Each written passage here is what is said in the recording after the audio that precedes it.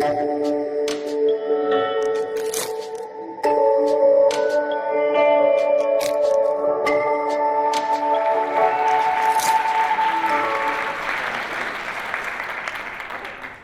the executive director of American Trails, and I've recently come into this position in the last 2 years. And one of the things that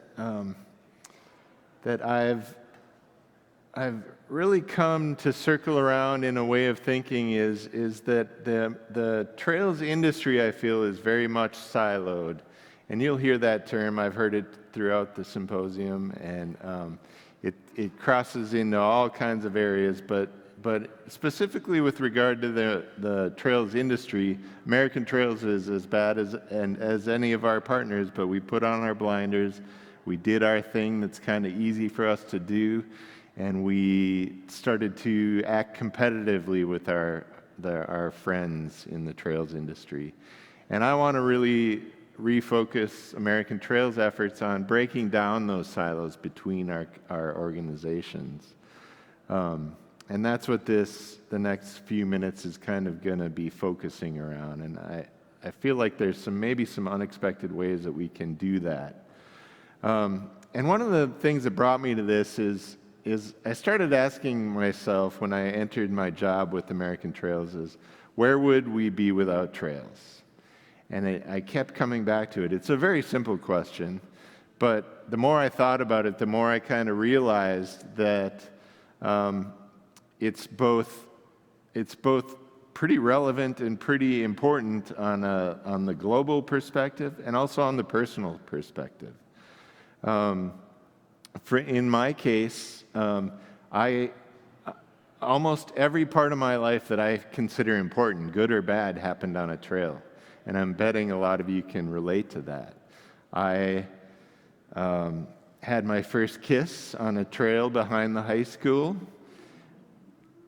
Don't judge me, that's nothing to be proud of, I guess, in generally speaking, but it was an important part of my life at that time. I met my wife on the Cascade Marine Trail in Washington. We also got married on a beach on that same Cascade Marine Trail. It's my favorite trail by far, and you can tell why. My grandpa caught a 16-pound rainbow trout when I was like 10, and I was, at his hip fishing this little creek, and the trail going down to this creek is, to this day, the very most beautiful trail I've been on, and I've been on some really awesome trails. But it's this tiny trail, it doesn't even have a name, and it has this beautiful, beautiful thing that happened at the end of it, so that makes it all the best trail in the world. And then on the flip side, I broke my back on one of the national recreation trails in northern Wisconsin called the Lumberjack Trail.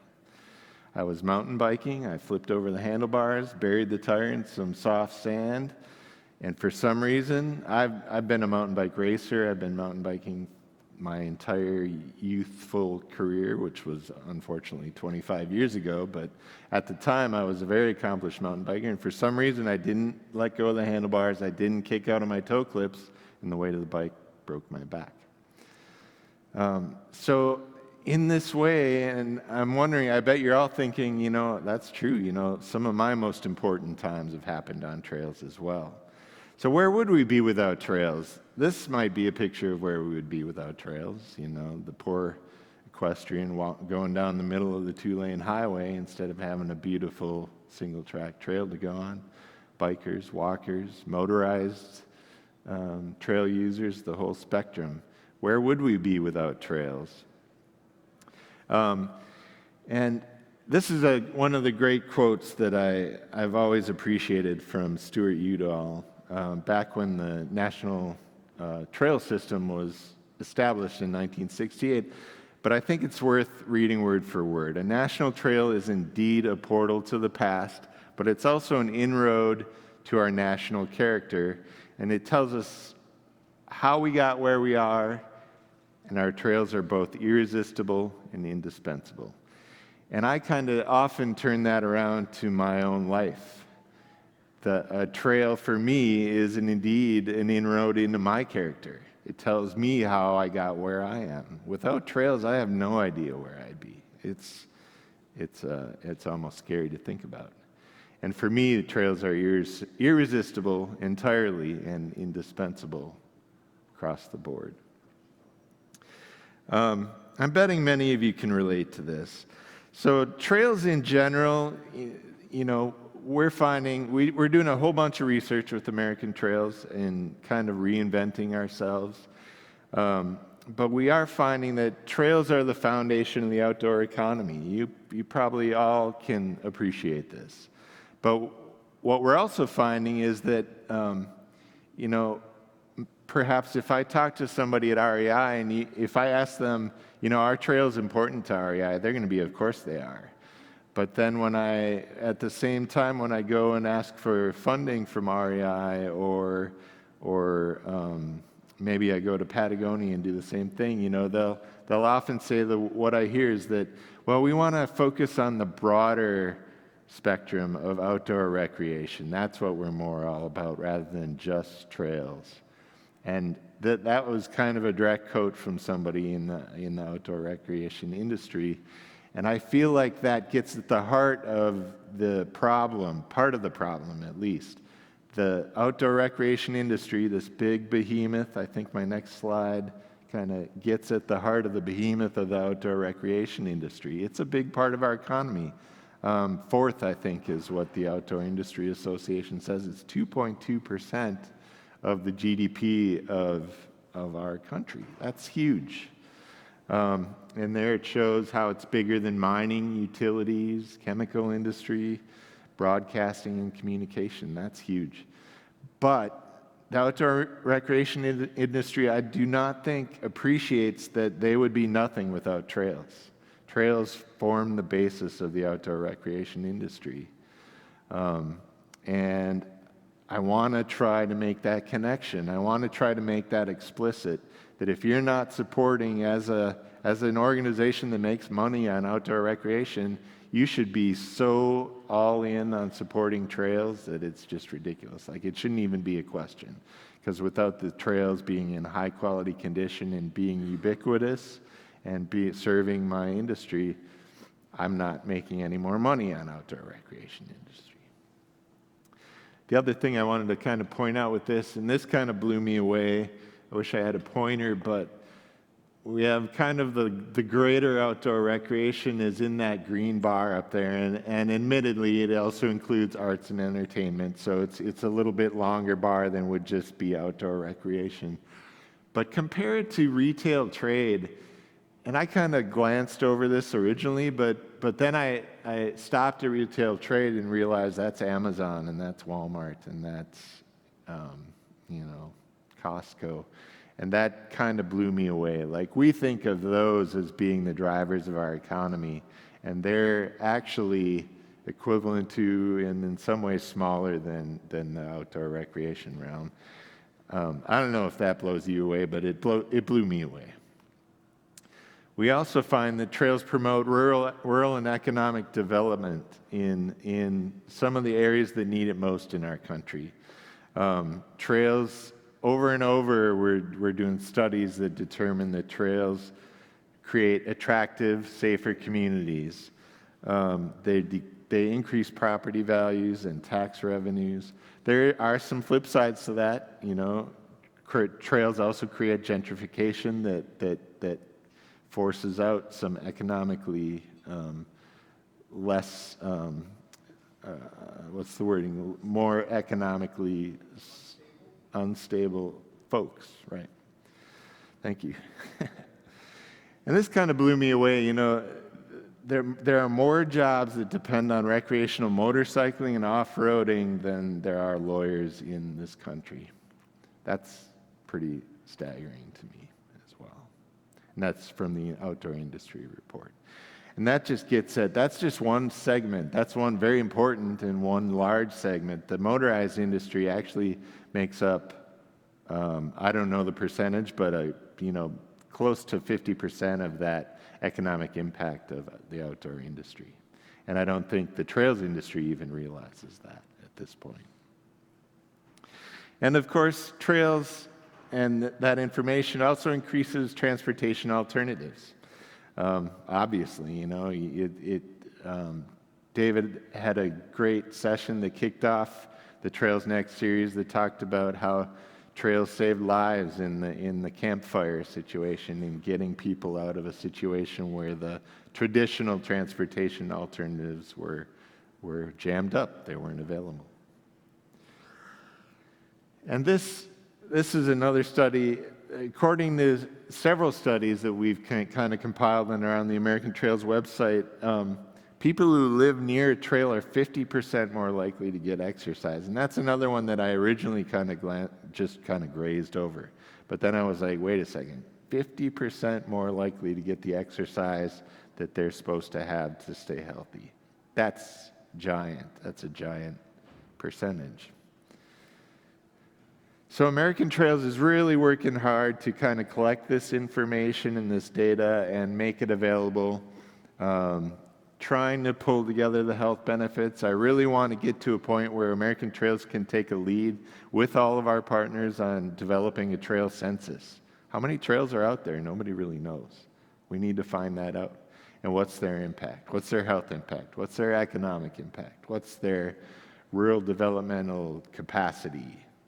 All of these things I think are super important, and American Trails wants to kind of take a lead on working with folks to pull those together. Now, what is the outdoor recreation industry? I've probably said it like 20 times so far. And we're doing a little bit of trying to figure that out. And I don't think anybody's quantified that. The outdoor industry has done a really good job of quantifying that. And the trails industry is a part of that for sure. But the trails industry is bigger than the outdoor industry has measured as well. It includes, of course, all the nonprofits, the American Trails and the Novaks and the American Hiking Society, but it also includes civil engineers in many cases. It includes planners and designers that aren't included in that outdoor industry analysis. And in many ways, if you add it all up, and like concrete layers and asphalt manufacturers and gravel providers, there's some element of the trails industry that's supporting those industries as well. If we were to quantify that all together, I'm guessing, that 2.2 number of GDP, if we could look at the trails industry being fully inclusive, could actually be bigger than that, or at least similar in size. So the ones we can quantify so far are kind of represented by this graphic. I have a bit of a dream, I guess. So I'm going to go out of the geekiness of the trail side and go into what I think can happen if we break down our silos as a trails industry and really start to work together. This is a good slide example of multi-use of trails. What would happen if there's a city council, let's say Syracuse City Council, where we are for the symposium, says, you know what, I want to make, the equestrians come in and they say, I want to create an equestrian trail that's just outside of the city limits. And my dream would be that, okay, all the equestrians come in, so you get 50 people to say, hey, we're the equestrians, we want this trail. But my dream is then all of a sudden a random mountain biker stands up and says, hey, I'm the leader of the Syracuse IMBA chapter, and I think trails are incredibly important to our community. For all these reasons, I'm never going to go on this equestrian trail, but I fully support it, and all my mountain biker constituents fully support it. And then the off-highway vehicle representative stands up and does the same thing, says, I think trails are important. I can't go on that trail. I'm okay with that. I support that trail's going in because it's giving them an excellent place to go, and it's increasing our tourism, it's increasing our economy, it's increasing the health of our nation, our community, I guess, in this point. And then the hiker stands up, and the water trail advocate stands up, and pretty soon you've got 800 people all supporting trails, but only 50 of those people are the people that they're directly serving. That would be awesome, in my opinion. And I get that it's, pie in the sky, and that's not always going to happen. But the pay it forward aspect of that is that, I'm maybe as a mountain biker going in and supporting that equestrian trail, I'm hoping that when I want to turn around and get my mountain bike park put in downtown Syracuse, they're all going to come in and support me too, even though you can't ride a horse on a bike park. So that's a bit of my, I guess, dream. And I wanted to kind of wrap up this session with a little bit of my personal story. So I told you all about my mountain biking accident. So I'm in the hospital after this accident, and I'm thinking, I'm a 20-year-old guy. I'm thinking, wow, why am I bummed? I'm pretty bummed about this. I'm in a hospital bed. I can't move, and I'm pretty depressed. I'm not having a great time, and I'm like, why is that? And I'm thinking, it's not because I can't walk anymore. That's what most people would think. It's not that I have to go to the bathroom in a different way now. It's not any of those things. It's that when I think about it, I was a huge mountain biker, and all of a sudden I don't know how I can mountain bike again. And I've had 2 epiphanies in my life. This was the second, actually. The first one was boys and girls and stuff around that, and that's neither here nor there. But this one really made a big difference to me. This one was, I really am basically, the way that I recreate, the way that I recreate myself, as David said, is through my recreation activities, through my activities on a trail. And it's true of everybody, I think. You go into a doctor's office and you look on their wall, it's not them cutting somebody open, it's them holding up their 40-pound catfish that they pulled out of the Mississippi River. It's them at the top of Breckenridge Pass on their mountain bike. They define themselves, I define myself, and I bet you define yourself by how you recreate. And almost always that involves a trail. And because of that, if you take away an opportunity for somebody to use a trail for whatever reason, whether it's a disabling condition in my situation, or whether you're an equestrian and you go into Pisgah National Forest and you're like, I don't want to have mountain bikers anymore, I'm going to lobby my Congress to say no more mountain bikers, equestrians only. Well, what you're doing is you're taking away somebody's ability to recreate themselves.